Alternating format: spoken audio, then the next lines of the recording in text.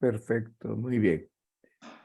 Hoy, ¿por qué vamos a hablar de los mandamientos? Porque en resumen, Dios primero nos crea, y nos crea por amor, y luego nos da la ley. Y la ley que Dios nos da es una ley que está toda orientada al ejercicio del amor.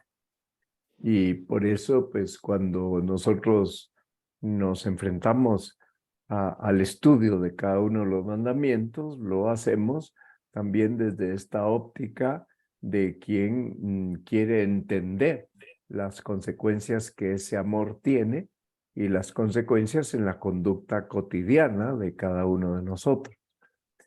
He puesto aquí las fotografías de los dos sacerdotes que han preparado este tema que hoy voy a exponer, el padre Javier López y el padre Jorge Miras, porque, bueno, pues sirve también visualizar los rostros, pero pues para que ustedes también puedan entrar por internet a sus respectivos conferencias y clases y blogs y páginas de internet que tienen ellos.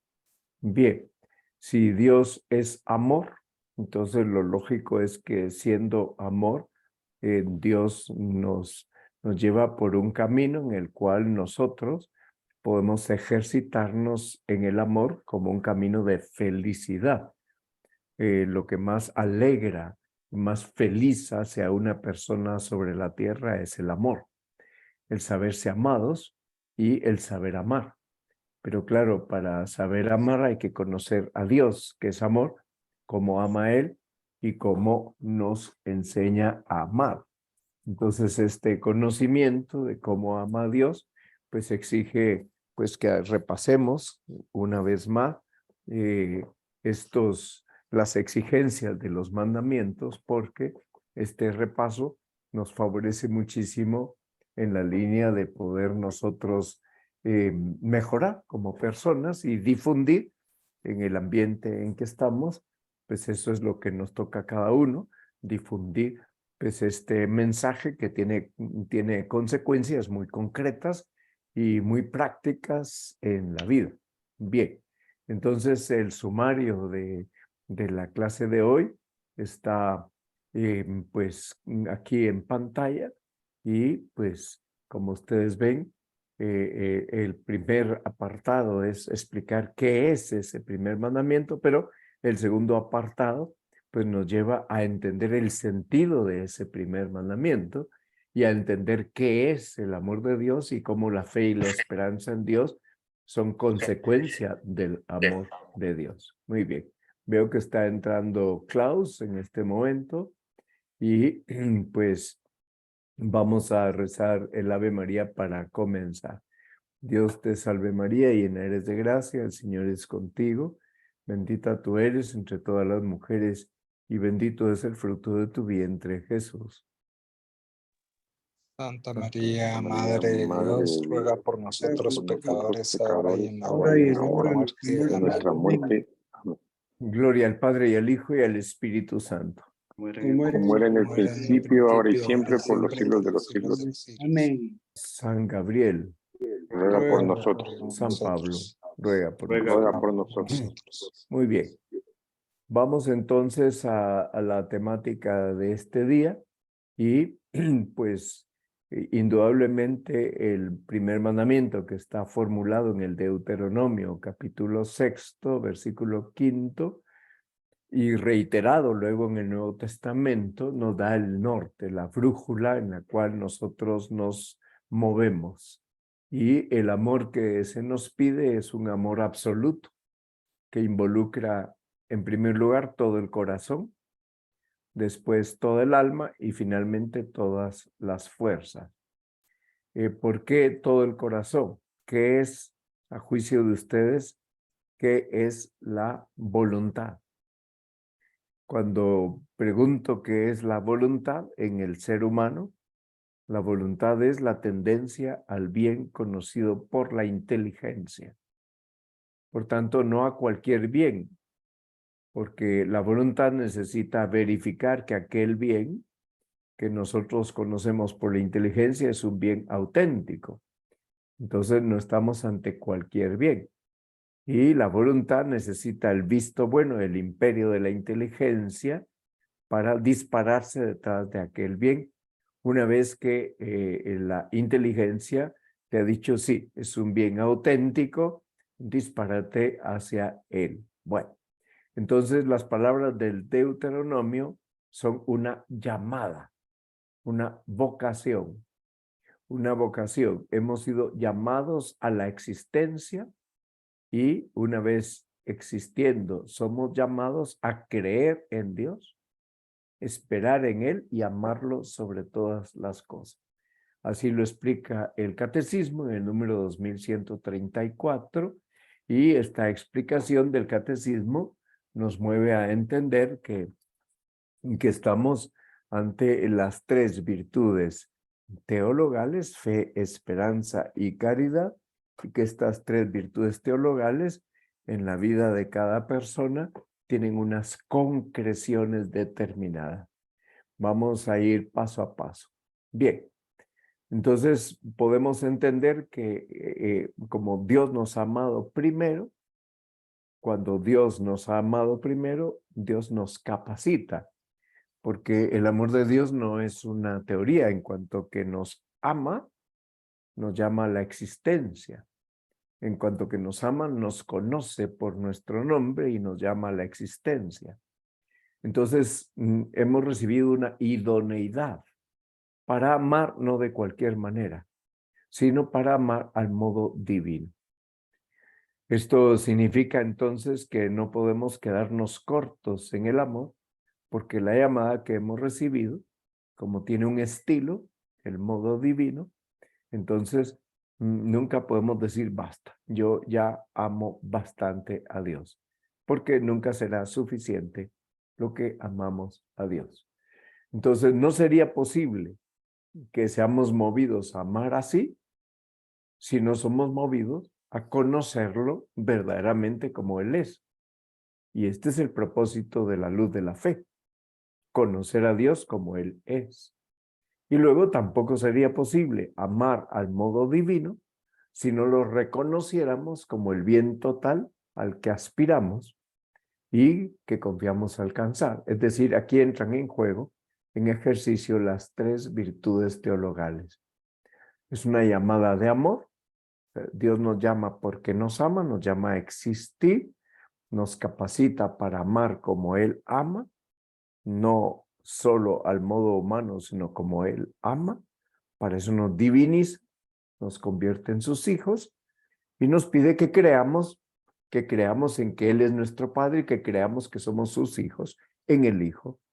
Y que como hijos esperemos en unos bienes que son los bienes de arriba, como dice el apóstol Pablo.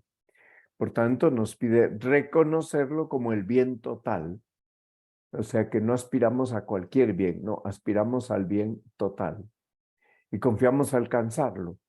Y ese es el papel de la virtud de la esperanza. Bien, entonces, este mandamiento es esencial porque involucra a todo el hombre, cuerpo y alma. Entonces, pues las teorías de que en el hombre hay un 9.5% de hidrógeno y un 3.2% de nitrógeno y un 18.5% de carbono y un 65% de oxígeno, bueno, de acuerdo. Todo esto puede ser desde el punto de vista de las ciencias y de la química, bueno, pues componentes, pero la química, la tabla de los elementos, no puede retratar el alma y tampoco puede retratar cómo el alma informa al cuerpo. Es decir, que el cuerpo sin el alma es un cadáver, porque ha desaparecido de él el principio vital.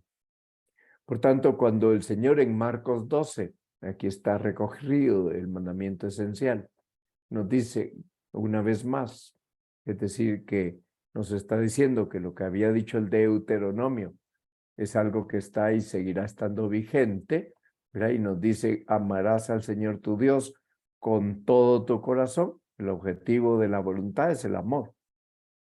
Sí, pero la voluntad ama también apelando a la inteligencia. Por eso la inteligencia tiene que estar impregnada de amor.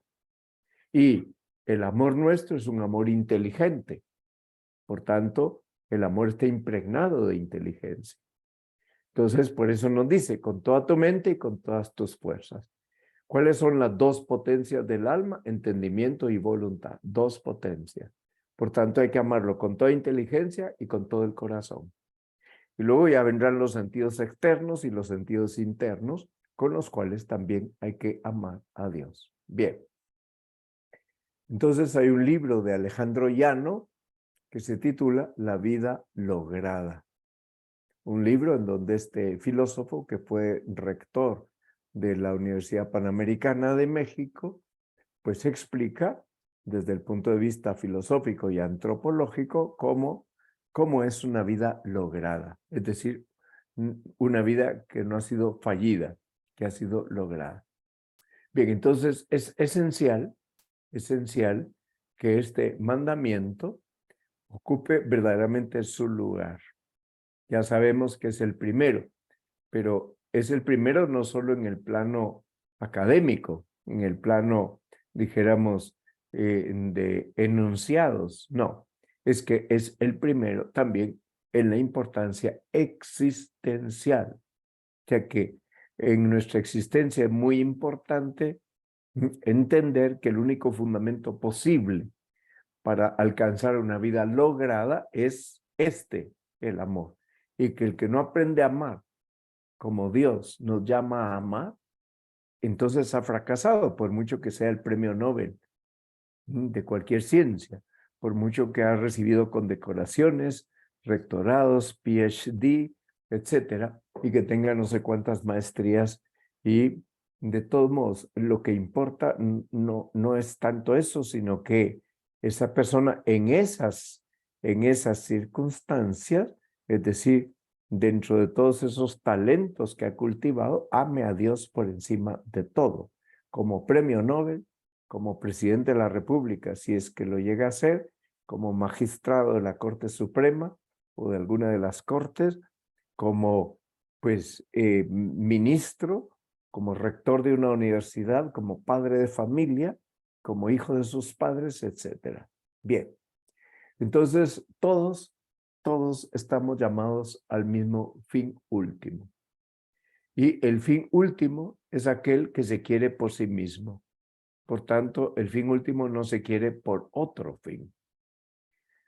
¿Qué es el fin último? ¿Qué es aquello que la persona considera su bien máximo?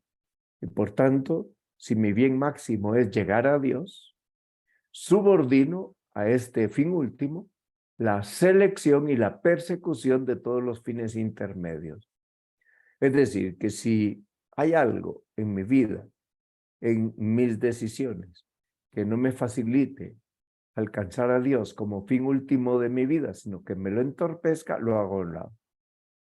Lo hago a un lado, porque la idea es subordinar todo lo que tengo como fines secundarios, fines posteriores, subordinarlos a este fin primario. Pero esto en el plano existencial exige tomar decisiones. Y esas decisiones son decisiones que muchas veces son sobre el lugar de residencia, sobre la atención espiritual, sobre la facilidad para ir a misa, por la facilidad para seguir formándose, etc. Hay gente que en la actual coyuntura del país se plantean dejar el país e irse a otro lado. Bueno, son libres de emigrar, pero ¿querrá Dios que se vayan? ¿Querrá Dios que abandonen este país y que dejen de trabajar aquí por el bien común?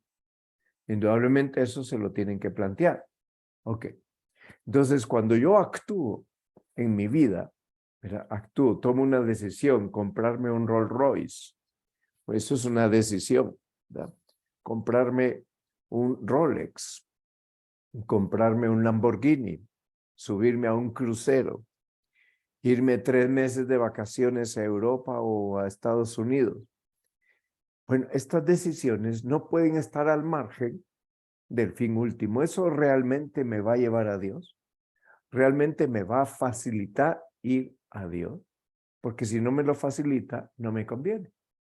Bueno, entonces hay personas que piensan invertir su dinero, pero no piensan si la inversión es lícita moralmente.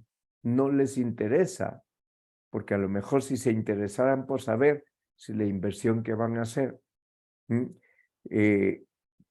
tiene manifestaciones inmorales, dejarían de invertir en aquella empresa que parece que una sociedad anónima, al fin y al cabo invierto en la sociedad anónima, no me interesa qué hagan con el dinero.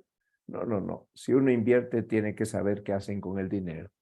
No va a ser que estén financiando moteles, que estén financiando trata de personas, que estén financiando turismo destructivo.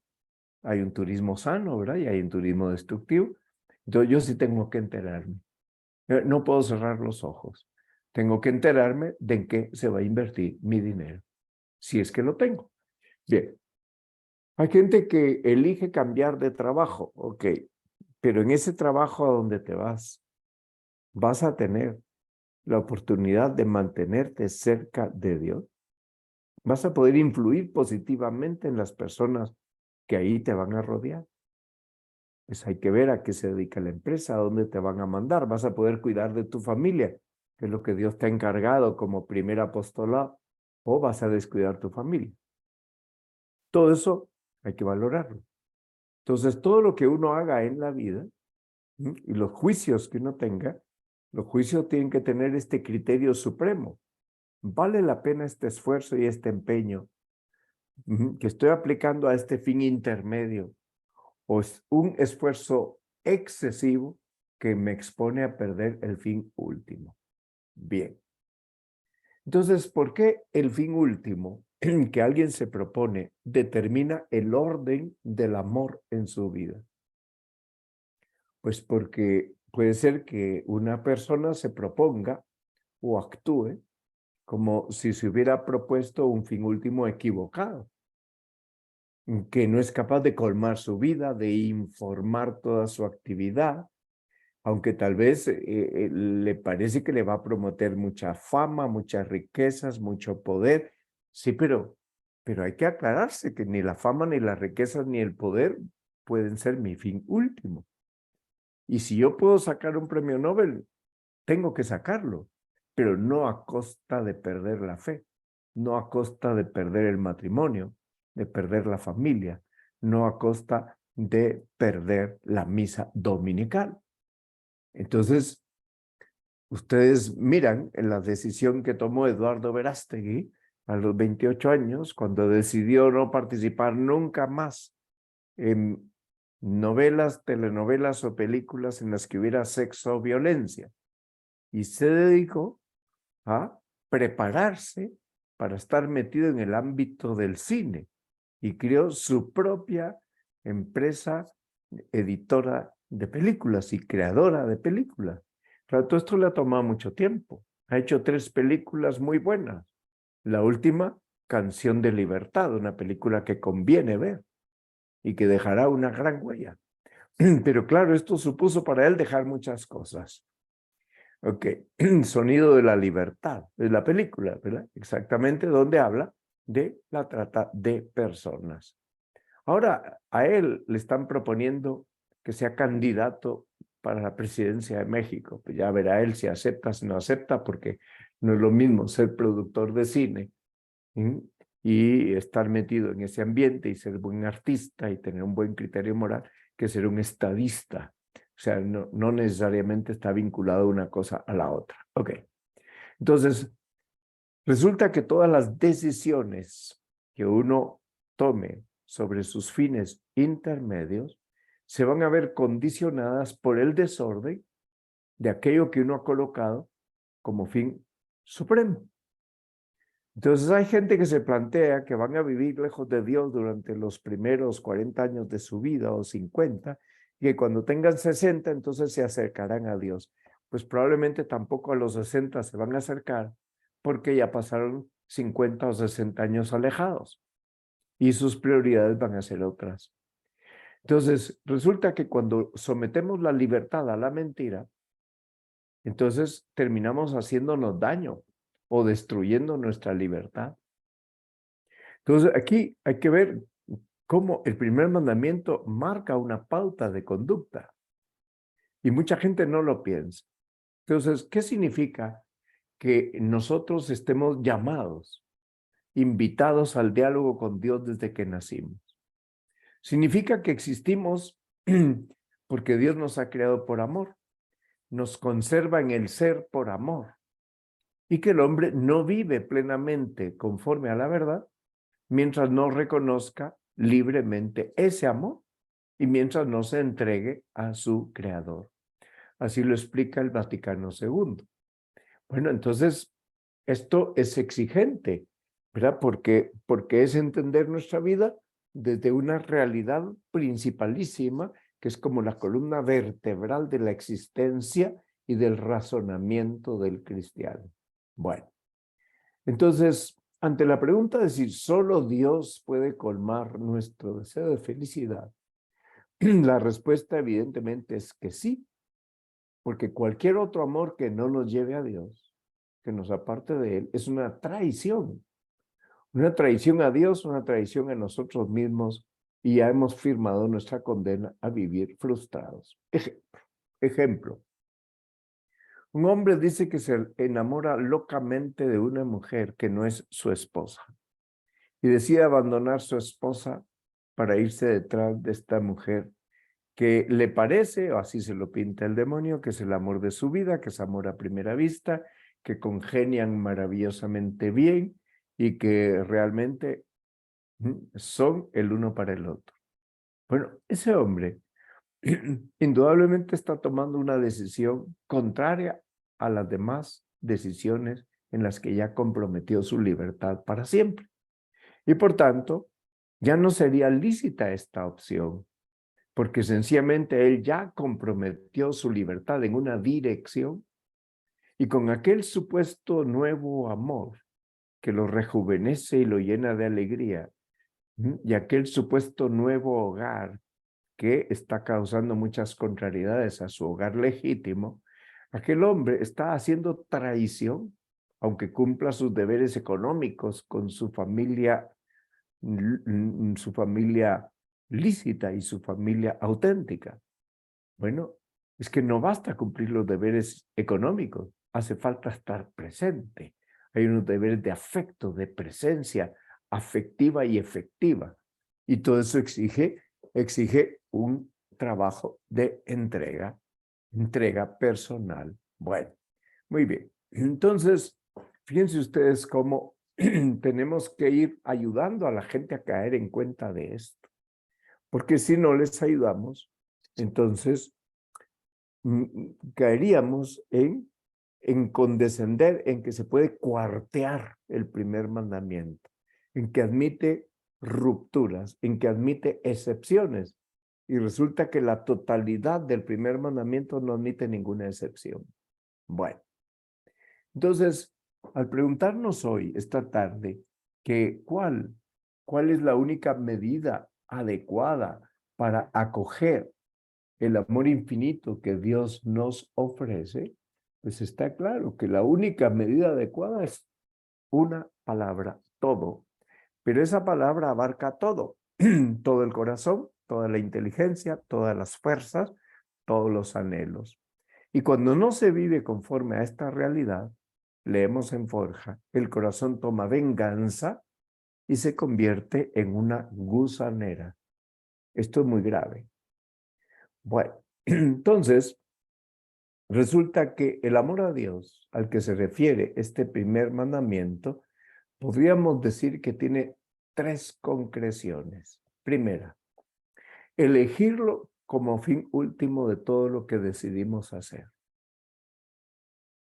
Elegir su voluntad en la práctica del cada día con obras, no en teoría, con obras. Hágase tu voluntad así en la tierra como en el cielo.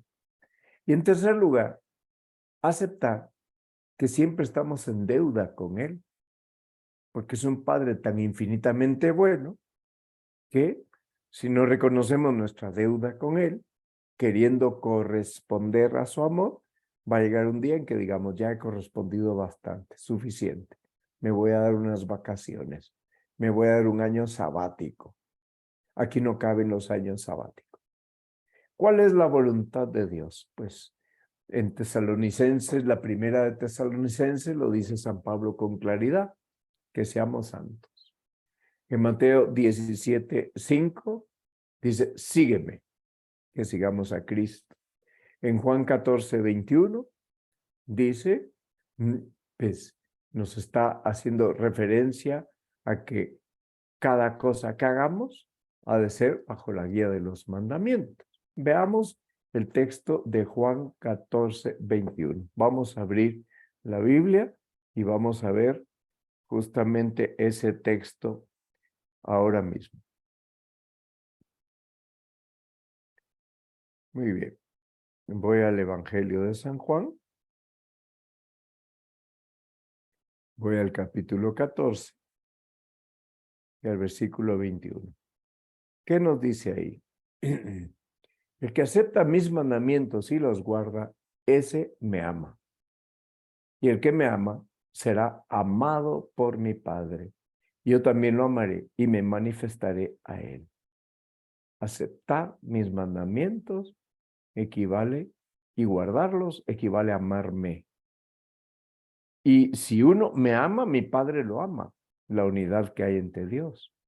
Y yo también lo amaré y me manifestaré a él. Bueno, el texto es un texto extraordinario. Juan 14:21. Por eso leemos estas palabras de camino. ¿Quieres de verdad ser santo?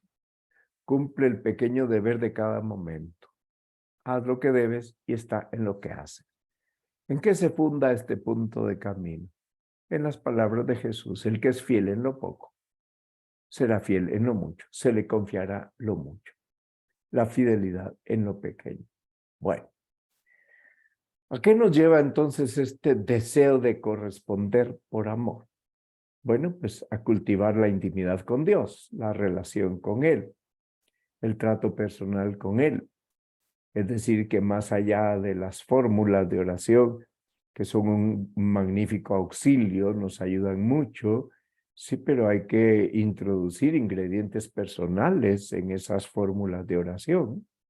Hay que destapar el corazón, hay que abrir la inteligencia, hay que tener un trato con él, un trato que indudablemente su mirada nos afecta, sus palabras nos cambian y trastornan modos de sentir o de pensar que estaban equivocados y les devuelven la rectitud.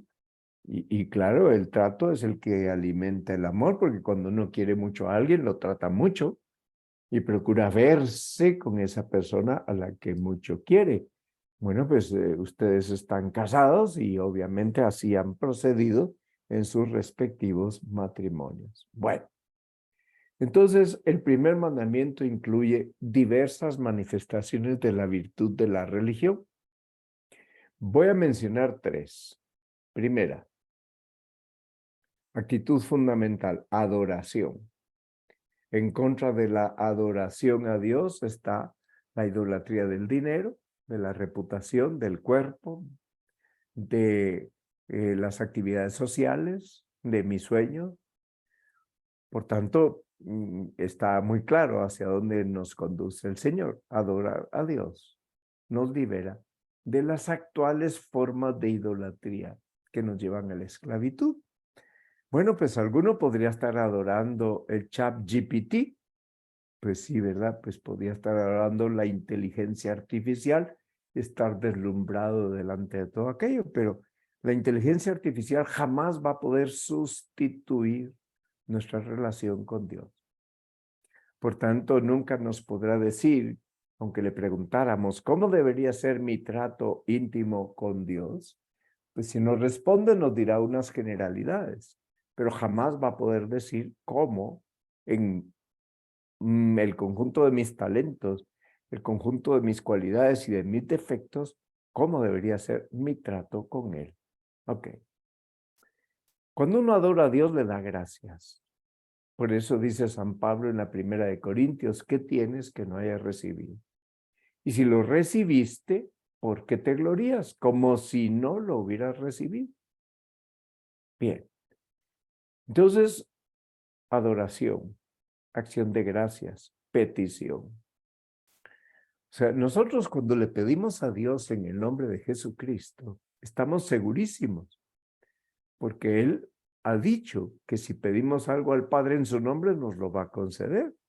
Pues que el que pide al Padre algo en nombre de Cristo está pidiendo algo rectísimo, algo que le va a hacer muchísimo bien.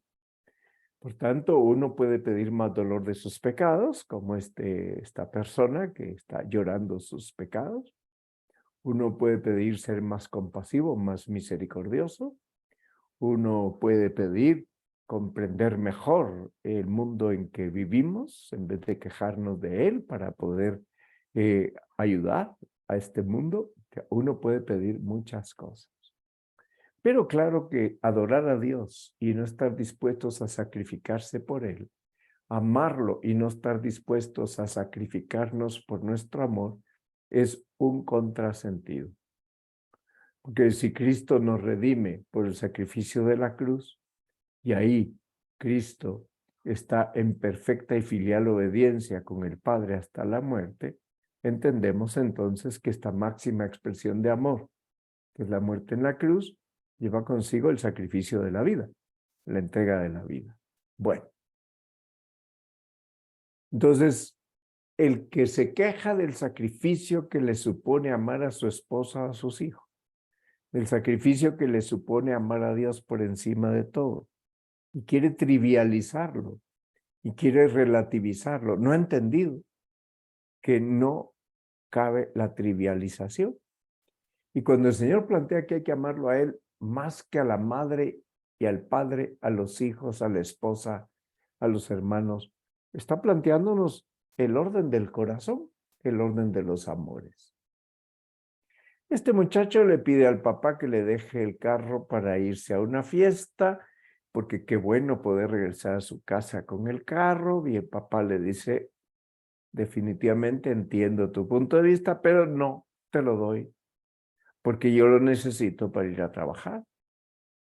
Y por tanto, pues, ¿qué le está diciendo? Probablemente vas a regresar, si no de madrugada, más tarde, y no podré irme. O a lo mejor no me regresas el carro, me lo regresas chocado, ¿verdad? Bueno, ok. ¿Es que no está dispuesto al sacrificio este papá o es que tiene que poner orden en el corazón del hijo? Indudablemente le toca poner orden en el corazón del hijo. Ok. El sacrificio es inseparable de la oración y es inseparable del amor. Leemos en Camino que la oración se avalora con el sacrificio. Por tanto, una persona que le está diciendo a Dios que lo ama en su oración con todas sus fuerzas, pero luego no quiere sacrificarse por él, indudablemente no quiere llegar a ofrecerse en la misa a Dios Padre con Jesucristo, con la totalidad con que Cristo se ofrece a Dios Padre. No ha entendido lo que es el culto de adoración. El culto de la tría solo se da a Dios. La tría quiere decir adoración. Ok, esta mujer, cuyo relato está en Juan 12, versículos 1 al 3, cuando Jesús va a Betania, 6 días antes de la Pascua, y entra en casa de Lázaro, María y Marta. Y esta mujer, pues, son dos mujeres distintas. Esta otra aparece en casa de Simón el leproso, siempre en Betania. Pero la casa de Simón el leproso no es lo mismo que la casa de Lázaro, María y Marta. Por tanto, esta mujer podía ser la misma María, hermana de Lázaro y de Marta, o puede ser otra María, María Magdalena. Ok. El acto que ella hace es romper el vaso de alabastro, donde hay un perfume de nardo muy costoso, con el que ella unge los pies de Jesús y lo seca con sus cabellos. La protesta viene de Judas. ¿Por qué este derroche? ¿Por qué no se ha vendido este perfume y se ha dado dinero a los pobres? San Juan dice que a Judas no le interesaban los pobres, que era ladrón y que se robaba lo que estaba en la bolsa. Por tanto, Judas era el tesorero y se robaba el dinero de la bolsa. Bien, entonces, todo lo que hagamos por la dignificación del culto, vasos sagrados, el altar, los manteles, los ornamentos litúrgicos, todo eso, el sagrario, el copón, el cáliz, la palia, los lienzos que se usan en el copón y en el altar. Todo eso es poco para lo que él se merece. Claro que actualmente hay una visión de algunos que piensan que hay que darle en el culto a Dios cosas muy, tal vez no vulgares, pero como feas, ¿verdad? Como de mal gusto. Bien, esto no hay que confundirlo con que, digamos, estamos en una época de minimalismo en los gustos, ¿verdad? Hay un minimalismo en la arquitectura de las casas, en la decoración de las casas, ok. Los mismos carros, los vehículos, ¿verdad? Son más minimalistas. Bueno, de acuerdo. Ha pasado la época del barroco, definitivamente ya pasó, y la época del neoclásico ya pasó. Ok, pero eso no quiere decir que las iglesias sean feas. No quiere decir que las convirtamos en hangares, ¿verdad? Y que una iglesia sea el equivalente de un hangar por los materiales de poca calidad, ¿verdad? Bueno, entonces tenemos que subir el tono. Los materiales pueden ser de mucha calidad para que duren mucho tiempo, sin ser lujosos. No hay que confundir el lujo con la calidad. Y los ornamentos pueden ser muy sencillos. Sí, no van a ser como los que se usaban en el siglo XVI, ¿verdad?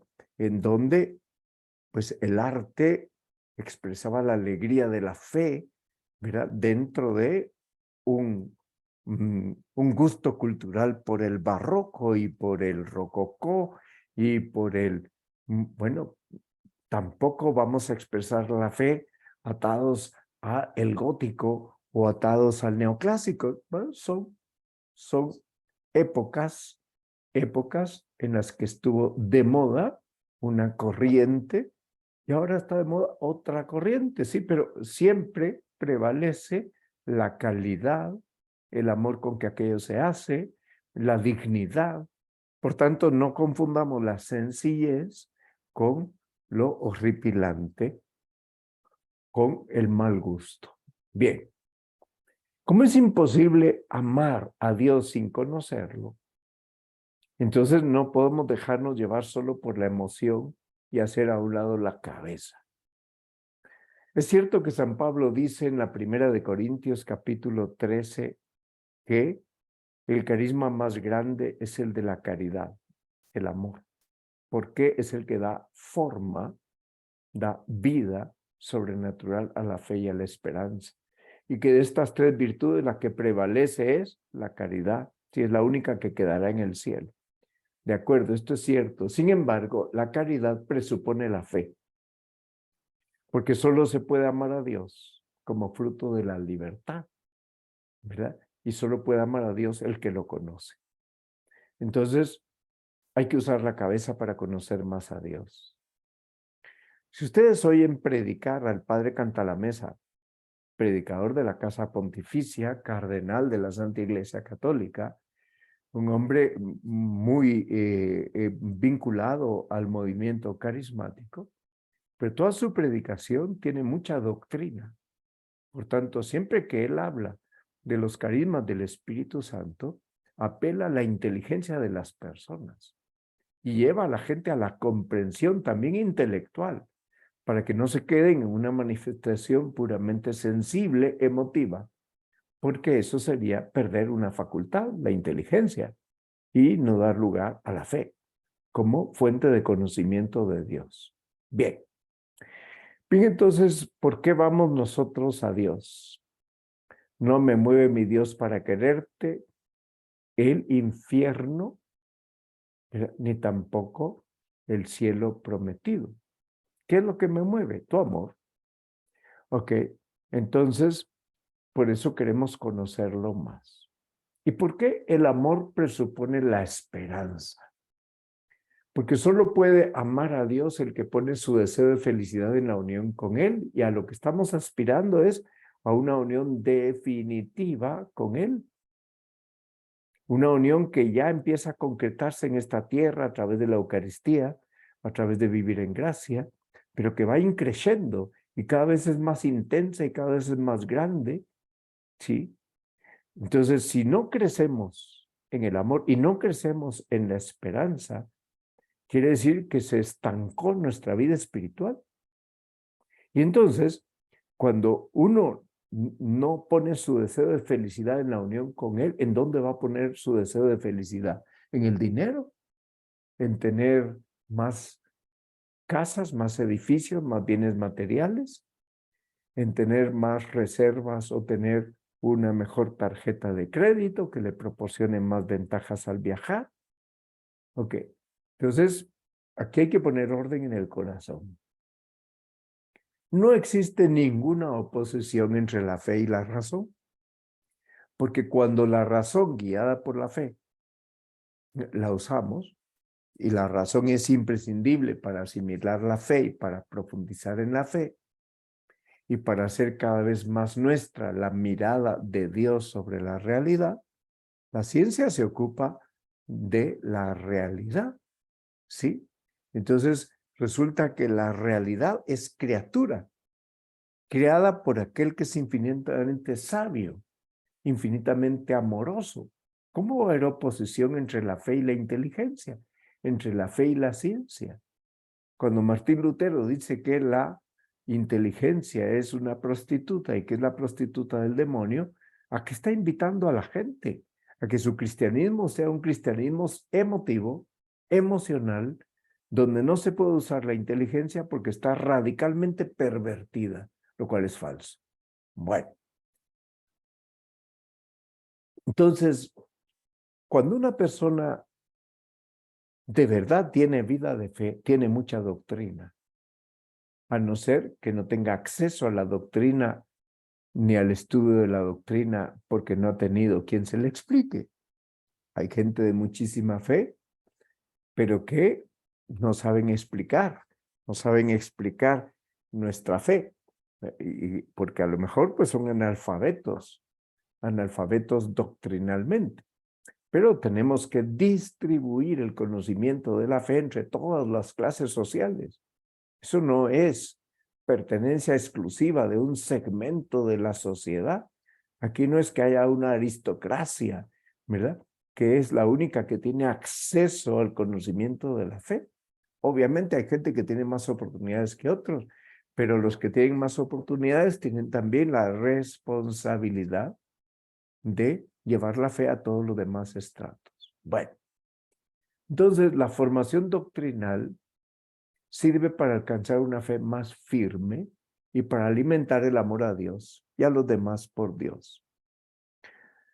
Si queremos de verdad luchar por ser hombres que se entregan a la santidad y al apostolado, estamos en la diapositiva número 27, pues es indispensable saber argumentar y entender por qué hago esto, por qué dejo de hacer lo otro, por qué esta práctica de la fe. Porque si no, la vida de la fe, la práctica de la fe, no tiene un apoyo doctrinal, no tiene un sustento. Y cuando se pincha el globo del entusiasmo, se acabó la fe.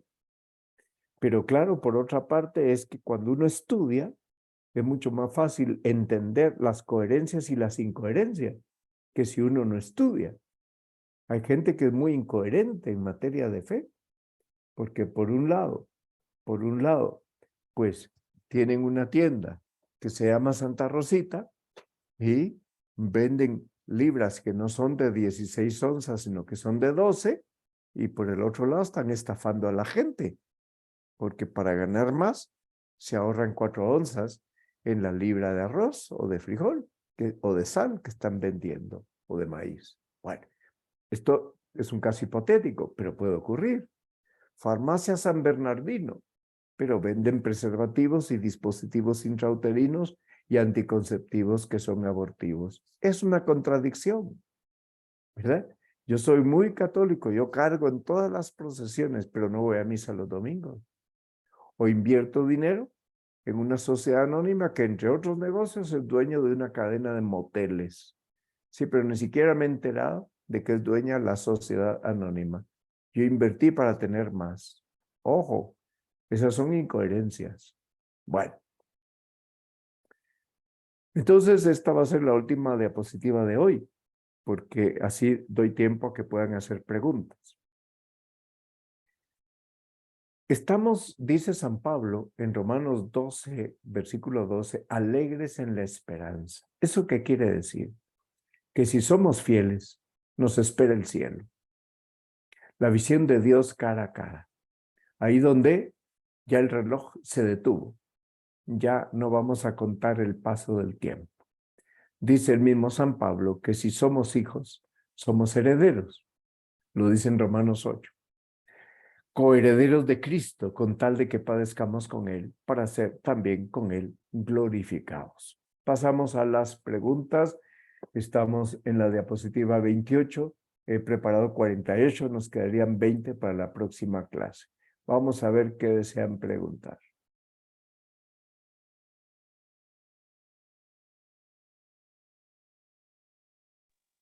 Don Mario, buenas noches. Les saluda Buenas Wilson. noches. ¿Qué tal, Wilson? Ahí molestándolo.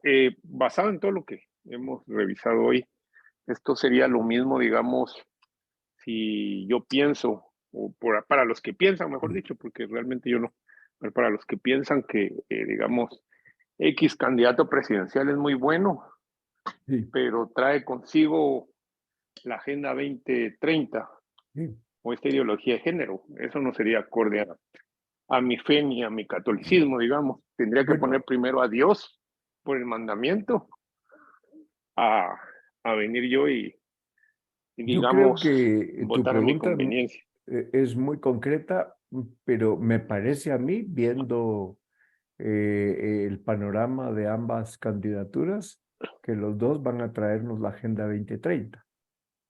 Uno lo Correcto. dice abiertamente y la otra candidata no lo dice abiertamente, ¿verdad? Pero en ambos casos da la impresión, viendo los antecedentes, viendo el comportamiento anterior de los diputados de ambas partes, pues que nos va a caer esa agenda. Ahora, de esa agenda hay cosas rescatables y hay cosas, la letra chiquita, que no son rescatables. Por tanto, de esa agenda, pongámonos de acuerdo si es que nos las van a imponer en todo lo que es rescatable y lo que conduzca objetivamente al bien común de la nación.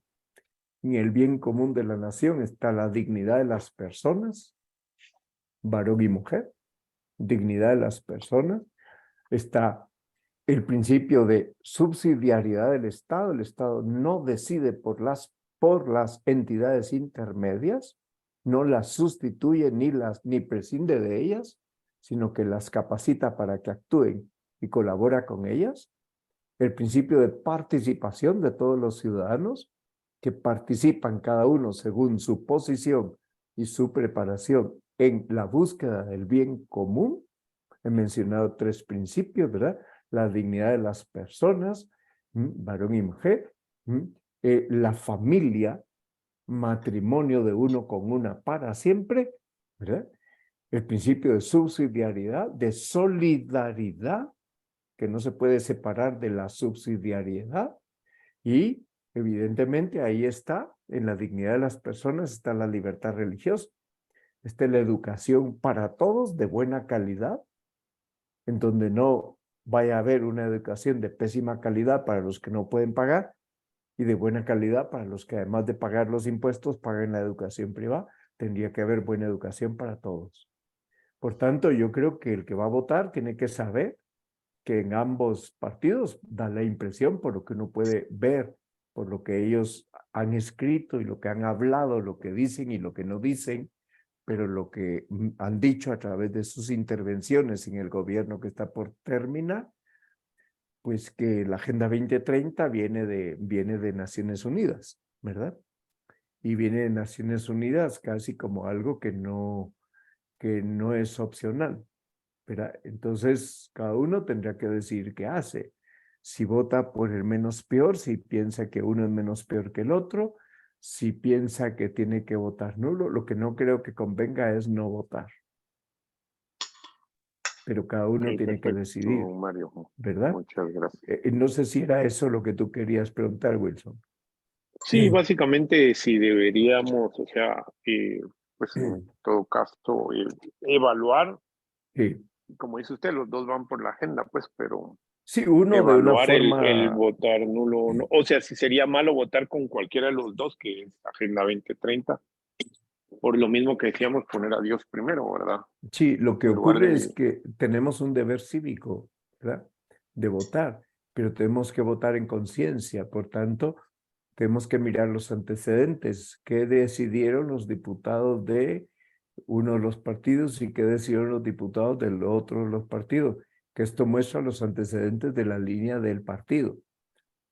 Ya sea que el actual candidato o la actual candidata digan o no digan, pero el modo de actuación de los diputados en el Congreso de la República, que hasta la fecha está vigente, pues también dice mucho sobre dijéramos, el proyecto del partido, si es que hay proyecto, ¿verdad? En todo caso, pues no olvidarnos de en qué siglo vivimos, no olvidarnos de cuál es la coyuntura en que estamos y no olvidarnos de que este país le urge tener una agenda de desarrollo del país, hacia dónde vamos, una agenda en la que participemos todos y no le dejemos las cosas al Estado como único responsable del bien común, porque eso es falso. Por tanto, todo el mundo tiene que participar. Eso no quiere decir que todo el mundo esté metido de modo partidista. Son cosas distintas, ¿verdad? El que tenga vocación de político para estar en un partido, que esté para poner orden ahí dentro. Pero no todo el mundo tiene vocación de estar en un partido. Sin embargo, todos tenemos vocación de cooperar al bien común del país, ¿verdad? Y el bien común no es solo la infraestructura. El bien común también es la moralidad pública. Y el bien común también es una ecología moral, no solo una ecología del cuidado de la naturaleza, aunque claro que hay que cuidarla y es responsabilidad de todos. Las fuentes de las aguas. No podemos contaminar las aguas del país, pero no podemos seguir contribuyendo a la desnutrición. No podemos seguir contribuyendo al analfabetismo. Y hay mucho analfabetismo en el país, no solo de no saber el ABC de la gramática española, sino analfabetismo cultural y espiritual. Hay mucha gente manipulada también por los medios. Entonces, digamos que estamos en una época en la que hay muchísimos mecanismos de información, pero hace falta que la gente sepa discernir cuál es la información certera, es decir, la información que conduce al país por un camino en el progreso no se ha visto solo desde el punto de vista de la economía.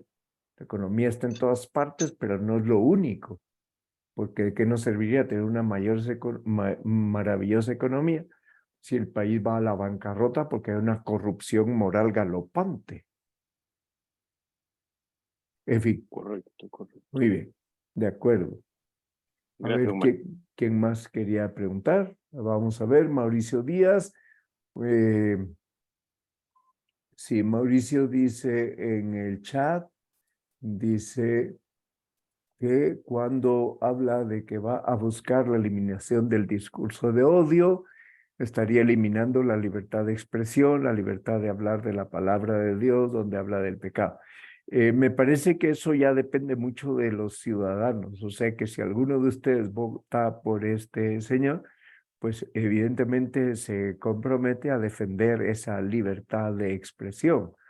Y cuando hablan de discurso de odio, me parece que están dirigiendo más bien las baterías a un discurso discriminatorio para personas que, bueno, pues tristemente han elegido, piensan que es opcional ser varón o ser mujer y que uno puede cambiar por cualquiera de los 150 géneros que dicen que existen, pero eso solo existe en el ámbito de las ideologías, porque en el ámbito de la realidad corporal, de la realidad biológica, psicológica, psíquica, morfológica, anatómica y matrimonial, solo existe varón y mujer. Discurso de odio también cuando se habla del matrimonio igualitario. Si ellos quieren unirse entre personas del mismo sexo, que lo hagan sin llamarlo matrimonio. No se los podemos impedir, pero tampoco vamos a quedarnos de brazos cruzados cuando lo quieren equiparar al matrimonio, ya que tengan los mismos derechos que tiene marido y mujer, varón y mujer, que contraen matrimonio de uno con una para siempre, para procrear y educar a los hijos. Por tanto, ahí, digamos, es una batalla cultural de la que habla Agustín Laje abundantemente. Si no han visto lo que dijo Agustín Laje este año en una entrevista que le hizo República, véanla sobre la Agenda 2030, él explica muy bien todo esto.